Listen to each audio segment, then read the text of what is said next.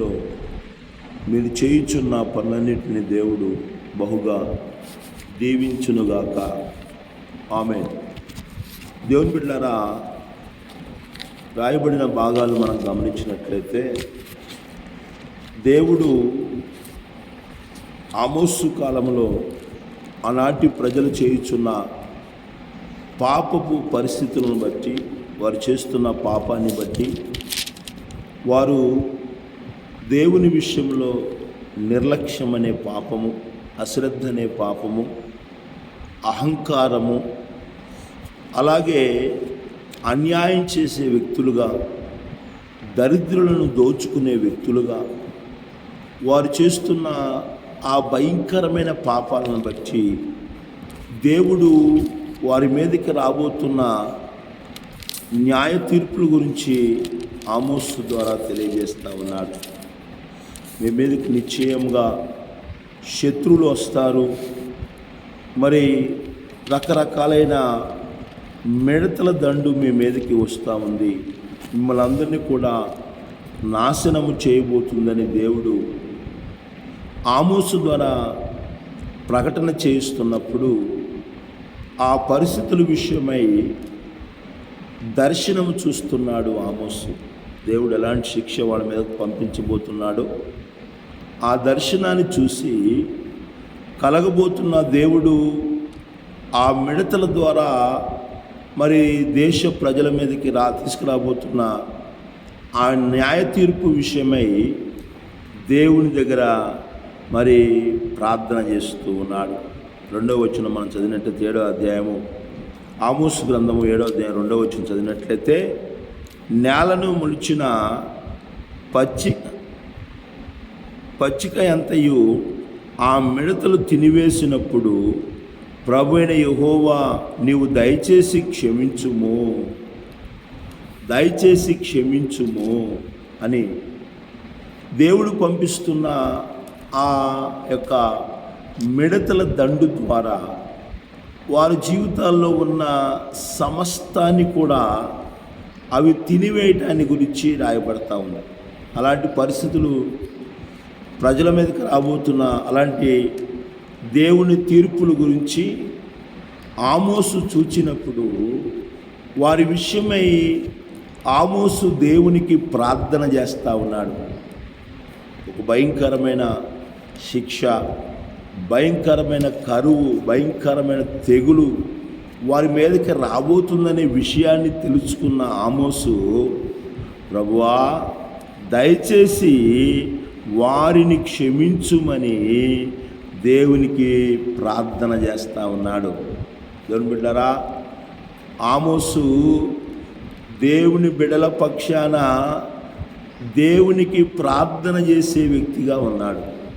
మరే మంచోళ్ళు కాదు వాళ్ళు చేస్తున్నది భయంకరమైన పాపాలైనా, దేవునికి విరోధమైన కార్యాలు, దేవునికి హేయమైన కార్యాలు, దేవునికి అసహ్యమైన కార్యాలు వారు చేస్తూ ఉన్నా కానీ అలాంటి మరి ఆమోసుని వారు వ్యతిరేకిస్తున్నా కానీ, ఆమోసు సత్యం చెబుతుంటే అతనికి విరోధంగా మాట్లాడటం, అతనికి విరోధంగా నడుచుకోవటం, అతన్ని దేశంలో నుంచి బయటికి వెళ్ళగొట్టడం, ఇలాంటివి చేస్తున్నా కానీ దేవుని బిడ్డలారా, ఇతరుల యొక్క క్షేమం కొరకు, ఇతరుల యొక్క రక్షణ కొరకు దేవుని దగ్గర ప్రార్థన చేసే వ్యక్తిగా ఆమోసు ఉన్నాడు.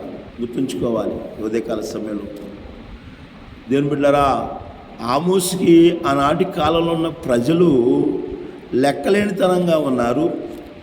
ఆమోసు మాటలను పట్టించుకోలేదు, ఆమోసుకి విరోధంగా నడుచుకున్నారు, ఆమోసు మీద లేనిపోని నేరాలు మోపారు, నిందలు మోపారు. ఆమోసుని దేశంలో నుంచి బహిష్కరించే విధంగా వారు నడుచుకున్నారు. ఇలాంటి పనులు వారు ఆమోసుకు విరోధంగా చేసినా కానీ దేవుని యొక్క తీర్పు, న్యాయ తీర్పు వారి మీదకి రాబోతున్నప్పుడు ఆమోసు వారి విషయమై ఏం చేస్తున్నాడంటే ప్రార్థన చేస్తూ ఉన్నాడు. ప్రభువా దయచేసి వారిని క్షమించయ్యా అని ప్రార్థన చేస్తూ ఉన్నాడు. ఉదయకాల సమయంలో వాక్యమించిన నా ప్రియమైన దేవుని బిడ్డలారా, ఈ లోకములో కానీ, నీ వ్యక్తిగత జీవితంలో, నీ కుటుంబ జీవితంలో, నీ సంఘ జీవితంలో, నీ సమాజంలో, నీ ఇరుగు పొరుగు వారిలో ఎవరైనా కానీ నీకు విరోధంగా నడుచుకుంటే వారి విషయమై మనము ఎలా ప్రార్థన చేస్తున్నాము? వారికి మేలు కలగాలని ప్రార్థన చేస్తున్నామా? యేసయ్య చెప్పాడు, మిమ్మల్ని హింసించు వారి కొరకు ప్రార్థన చేయండి అన్నాడు.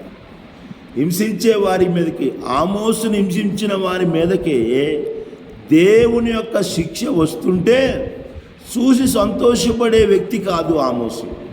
నాడు చాలామంది దేవుని బిడ్డలమని చెప్పుకుంటూ తమకి విరోధంగా ఉన్న వారి మీద ఏదైనా ఒక హాని కానీ, ఆటంకము కానీ, ఏదైనా నష్టము కానీ వాటిల్లినప్పుడు మనం ఎలా ఉంటున్నామో ఒకసారి పరిశీలన చేసుకోవాలి.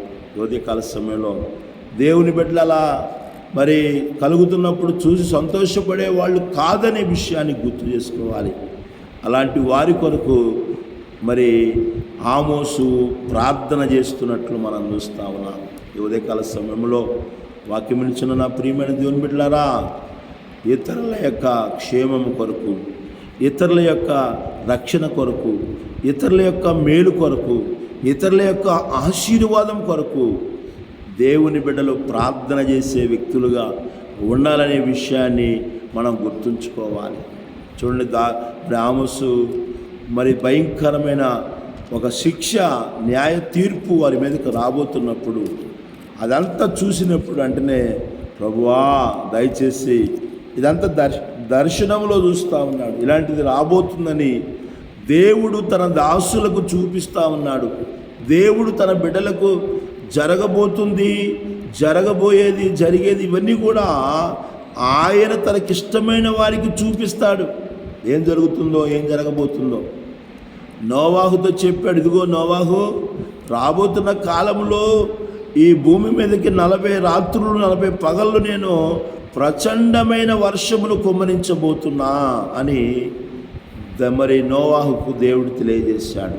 అలాగే దేవుని బిడ్డలారా, ఈ యొక్క మరి ఆమోసు కూడా ఆనాటి ప్రజల మీదకి గొప్ప మిడతల దండు రాబోతుంది, అవన్నీ కూడా తినివేయబడతాయని చెప్పేసి దేవుడు ఆమోసుకు చూపించినప్పుడు, అదే రాయబడుతుంది ఇక్కడ, నేలను మొలిచిన పచ్చిక అంతయు మిడతలు తినివేసినప్పుడు అవి తినివేయటాన్ని దర్శనంలో చూస్తూ ఉన్నాడు ఆమోసు. దేవుడు దర్శనం ద్వారా జరగబోయే కార్యాలను ఆమోసుకు తెలియజేస్తూ ఉన్నాడు. అప్పుడు ఆమోసు, మంచి పని చేస్తున్నావయ్యా, ఎలాంటిది వీళ్ళకి జరగాల్సిందే, వీళ్ళు దీనికి అర్హులే అని అనుకోవట్లేదు, కానీ అయ్యా దయచేసి వారిని క్షమించండి. ఉదయకాల సమయంలో వాక్యమిచ్చిన నా ప్రియమైన దేవుని బిడ్డలారా, పొరుగు వాని కొరకు, ఇతరుల కొరకు, ఇతరుల యొక్క మేలు కొరకు ప్రార్థించే జీవితము మనం కలిగి ఉన్నప్పుడు నిశ్చయంగా దేవుడు మన ప్రార్థన వింటాడు. ఆమోసు చేసిన ప్రార్థన విన్నాడండి. అనేకమైన విషయాల్లోనే అవకాశం ఉంటే రేపటి దినాన మనం ధ్యానం చేసుకున్నాం. మన పరిస్థితి ఎలా ఉంది, మనకి ఎవరైనా విరోధంగా ఉన్నప్పుడు, మనకు హాని చేస్తున్నప్పుడు, నష్టం కలుగజేస్తున్నప్పుడు, మనల్ని బాధ పెడుతున్నప్పుడు, మనల్ని హింసిస్తున్నప్పుడు వాళ్ళ గురించి ప్రార్థన చేసే వ్యక్తులుగా ఉంటున్నామా, లేదా వాళ్ళ మేలు కోసం ప్రార్థన చేసే వ్యక్తులుగా ఉంటున్నామా, లేదా వారికి కీడు జరగాలని, హాని జరగాలని ప్రార్థించే వ్యక్తులుగా ఉంటున్నామా? ఆమోసు అలా లేడు, కానీ వారి కొరకు ప్రార్థన చేస్తున్నాడు. అటువంటి మంచి మనసు మనమును కలిగి మరి ఆయన ద్వారా కలిగి గొప్ప ఆశీర్వాదాలు పొందుకునే కృపను, ధన్యతను ప్రభు ప్రతిబిడ్డకు దయచేయనుగాక. దేవుడి కొద్ది మాటలు మనందరి వినికిడిలో దీవించునుగాక. ఆమేన్. ప్రార్థన చేసుకుందాం. పరిశుద్ధుడైన తండ్రి,